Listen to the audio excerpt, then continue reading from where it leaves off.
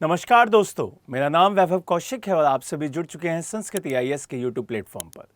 जैसा कि आप सब जानते हैं कि हमारे यहाँ पर कानून व्यवस्था बहुत ही ज़्यादा अहम है, क्योंकि हमारा संविधान ये कहता है कि संविधान के तहत जो कानून हम लोगों के लिए बनाए गए हैं उसमें सभी आएंगे, लेकिन एक वर्ग इस कानून से अलग भी दिखाई देता है और वो है आर्मी। आर्मी के लिए कानून अलग दिखाई देते हैं। अब उन्हीं कानूनों में कुछ बदलाव किया गया है। उन्हीं कानूनों के तहत एक पूरा का पूरा केस आपके सामने आएगा। जैसा कि आपको पता होगा कि एक मूवी का सीन था जिसमें आपने एक बहुत बड़े अफसर को, जो कि ब्रिगेडियर पोस्ट पे होता है, और उसके तहत भी उसको कटघरे में बैठा लिया जाता है। अब इस पूरे प्रोसेस को कहते हैं कोर्ट मार्शल का प्रोसेस। अब ये कोर्ट मार्शल क्या होता है, इसमें क्या प्रक्रिया होती है, ये सब कुछ आज हम इस पूरी क्लास में समझेंगे।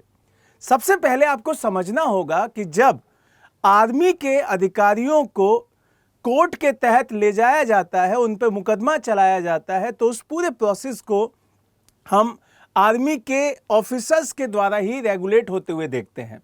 वहाँ पे आपका जज भी आर्मी का होता है, वहाँ पे वकील भी आर्मी के होते हैं, और जो कैदी होता है वो भी आर्मी का ही एक अफसर होगा या सैनिक होगा। अब यहां से चीजें समझनी है कि what do you mean by court martial. Court martial वो प्रक्रिया होती है जिसमें आर्मी के अफसरों के ऊपर कोई चार्ज लगाया जाता है या उन्हें भ्रष्टाचार को लेकर उनके ऊपर आरोप लगाकर उनको उनकी पोस्ट से हटा दिया जाता है। अब अभी हाल फिलहाल में एक केस इसी टॉपिक से जुड़ा हुआ सामने आया, जब एक आर्मी के अधिकारी ने बहुत बड़ा भ्रष्टाचार किया और उसके ऊपर ये आरोप सिद्ध हुए और उसे 6 साल की जेल हुई और उसे उसकी पोस्ट से बर्खास्त भी किया गया। अब ये केस क्या है, कहाँ का केस है, किस पोस्ट का अधिकारी था? तो वो पोस्ट का अधिकारी था आपका मेजर। वहाँ पे आपको ध्यान रखना है, एक कर्नल पोस्ट के अधिकारी ने भ्रष्टाचार किया और उसके ऊपर पूरा का पूरा केस फाइनल हुआ और 6 साल की सजा भी उसको सुनाई गई। अब यहां से वो किस विंग से रिलेट करता है, किसके साथ रिलेट करता है, ये आपको समझना होगा, क्योंकि जिस कॉप से आता है वो उसे कहते हैं एएससी। वहां से वो रिलेट करते थे, वहां पे वो काम करते थे। अब इस पूरे प्रोसीजर को समझते हैं, उसमें क्या क्या लिखा गया है, उसमें क्या क्या बताया गया है। सबसे पहले भारतीय सेना की जो सप्लाई यूनिट होती है, वहां पर आर्मी सर्विस कॉर्प्स के एक कर्नल को भ्रष्टाचार के आरोप में कितने साल की जेल हुई है भाई? 6 साल की जेल हुई है, और उन्हें उनकी पोस्ट से भी क्या कर दिया गया है? बर्खास्त कर दिया गया है। जब आपको किसी पोस्ट से बर्खास्त कर दिया जाता है तो वहां पर फिर आपको सेना में नहीं रखा जाएगा, और यह फैसला समरी जनरल कोर्ट मार्शल ने सुनाया है, जो कि सेना का अनुशासनात्मक मामलों के लिए होता है। मतलब सेना के अंदर जब डिसिप्लिन की बात आती है तो ये पूरा का पूरा जजमेंट यही विंग सुनाती है। यहां से आगे बढ़ते हैं और चीजों को देखते हैं कि ये कौन अधिकारी है जिसके ऊपर ये पूरा का पूरा केस चलाया गया। तो एक अफसर जो कि कर्नल पोस्ट पे था, उनका नाम है विकास पांडे, जिन्होंने लद्दाख में तैनात 503 एएससी बटालियन की कमान संभाली थी, और यह बटालियन 3 इन्फेंट्री डिवीजन के अंतर्गत आती है। अब इन्हीं के ऊपर ये चार्जेस लगे थे जो कि सिद्ध हो गए हैं, और ये पूरा कोर्ट मार्शल वगैरह जो चला वो 16 फरवरी को शुरू हुआ था, 16 अगस्त को देर रात समाप्त हुआ, और स्थान क्या था? एन एरिया चंडीगढ़ का। वहां पर कोर्ट मार्शल की अध्यक्षता एक ब्रिगेडियर ने की, साथ में 3 उसके कर्नल सदस्य भी थे। जैसा मैंने स्टार्टिंग में बताया था कि जब भी ये सुनवाई होगी तो सेना के ही अधिकारी उसे सुनेंगे। अब यहां से आगे बढ़ें कि इसके ऊपर क्या क्या आरोप थे ये समझ लेते हैं। तो इनके ऊपर मुख्यतः 7 आरोप लगाए गए, जिसमें से मोटा मोटा आपको समझ लेना है कि वो क्या है। जैसे कि पहला आरोप है रेजिमेंटल फंड खाते का दुरुपयोग। उन्होंने कई सारे खाते ऐसे खुलवाए जो कि फ्रॉड थे। दूसरा, 63.66 लाख रुपए का गबन कर लिया।